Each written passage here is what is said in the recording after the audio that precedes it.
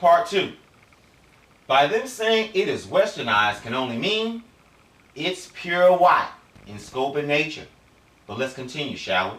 Quote, forms of witchcraft religions inspired by the Semitic milieu, which is the surroundings, especially of a social or cultural nature, such as Jewitchery, may also be enclosed within the Semitic neo-pagan movement. These witchcraft groups are particularly influenced by Jewish feminism, focusing on the goddess cults of the Israelites. One of the most recent forms of neo-paganism run by Jews is the Kohenet Institute, that's Kohenet, based at the Isabella Friedman Jewish Retreat Center in Connecticut. It offers a 3-year course of study to women who are then ordained as Jewish pagan priestesses. A Jewish priestess may, according to the Kohenet, act as a rabbi, but the two roles are not the same. Their adherents offer prayer to Anat, Ashtaroth, Lilith, and other deities. They are even now quoted in an approving light by pagan and witchcraft groups. Okay, under the Levant. Quote, Semitic neo-pagan movements have also been reported in Israel and in Lebanon. Example, off the cuff. Haven't we not read in the scriptures that the Egyptians, the people in the West Bank, Lebanon, the Israelis are all talking to the people under the earth? The scriptures are true, people. The scriptures are true. So as you can see, ladies and gentlemen, neo-paganism is the wave of the future. You can do what you want, no matter what faith you are.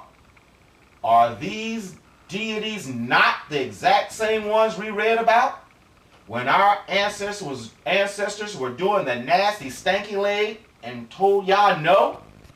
Yes, they are.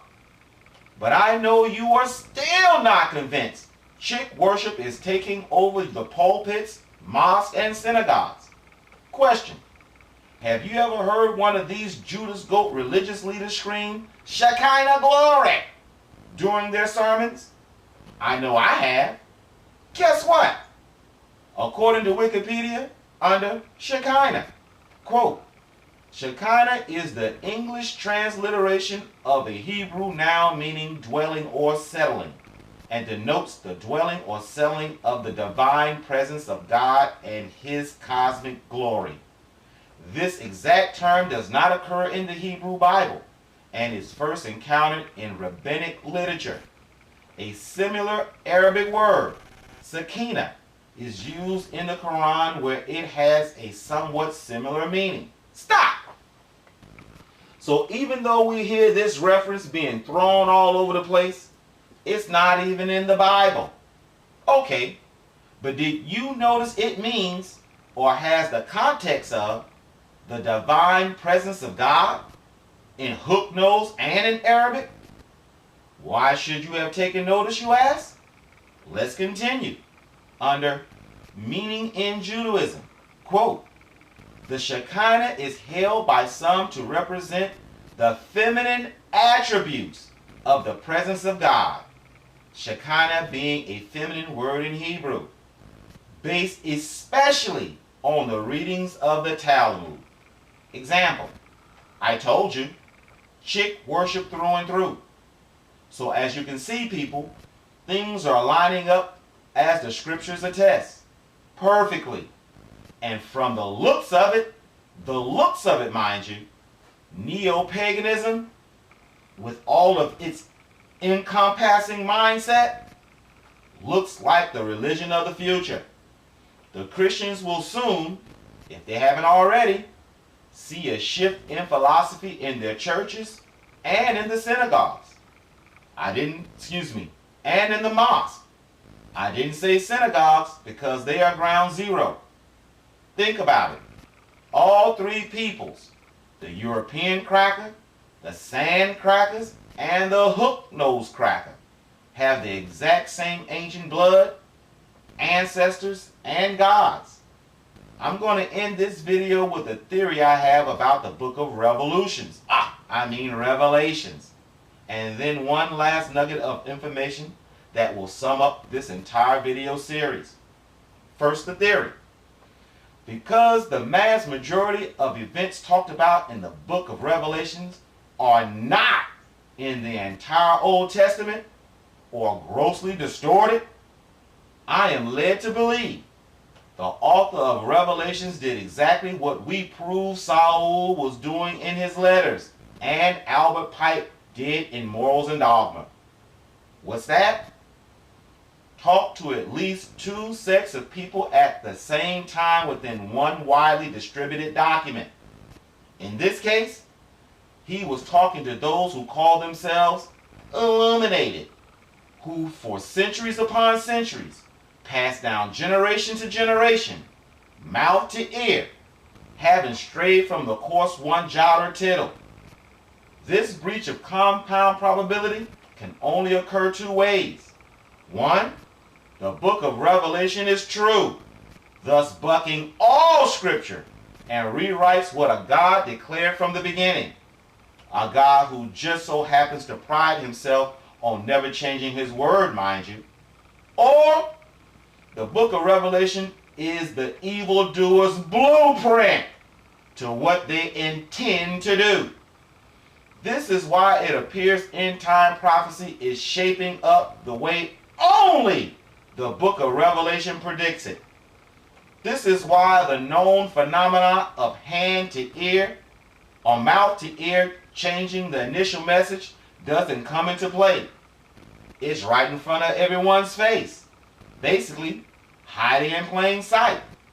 Saying that, this is also evil genius because it has neuro-linguistic programmed the entire world, Hebrew, Muslim, Christian, and atheist alike, to be looking for this event so they will not look for that event.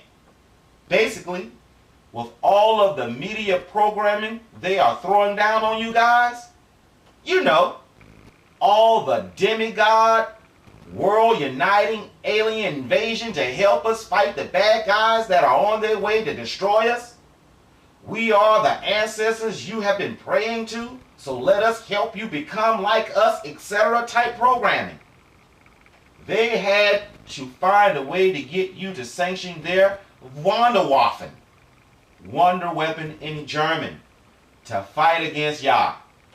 This is why the book of Daniel said to seal up the book, so they wouldn't understand the mysteries of the true end times. They simply provided their own plan, hidden in plain sight. Another perceptual avenue. The Masons call Albert Pike a great prophet, etc., for predicting Nazism, the Great Wars, etc., hundreds of years before their time. Well, same thing. He was not a prophet at all. He was simply giving the Masons their marching orders and what they needed to accomplish. That's all. Think about it, people. Am I the only person who is bewildered at how those who profess to be devout Christians or Jewish church and political leaders all around the world continue to march lockstep and by the numbers to what is written in only the book of Revelations? It would seem someone other than a YouTube jockey would say, we are the people the Bible is talking about. Maybe doing this isn't a good idea. I said all of that to give you the perception I want you to view this last nugget of information, I promise. Seeing a one world order, one world religion, government, or leader, other than the monster army Assyrian, isn't backed up in the entire Old Testament and the merging of faith through paganism, check out what they are planning next. According to the BBC News under Berlin House of One, the first church, mosque, synagogue.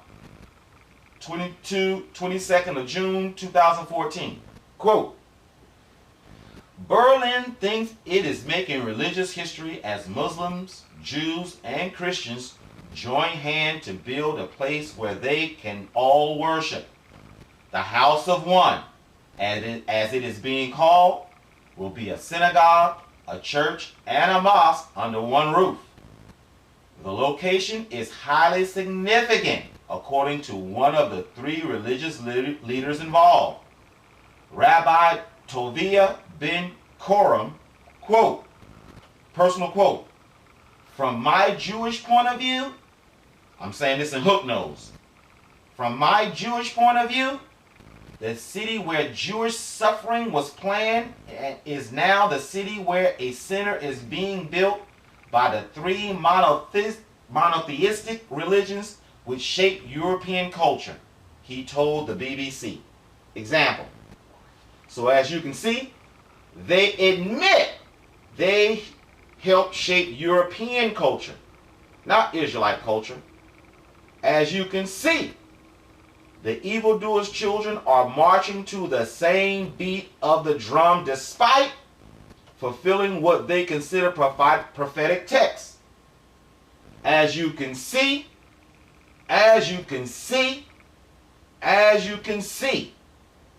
hopefully, the signs of the times are nigh. Thank you for looking at this video, and look for the next.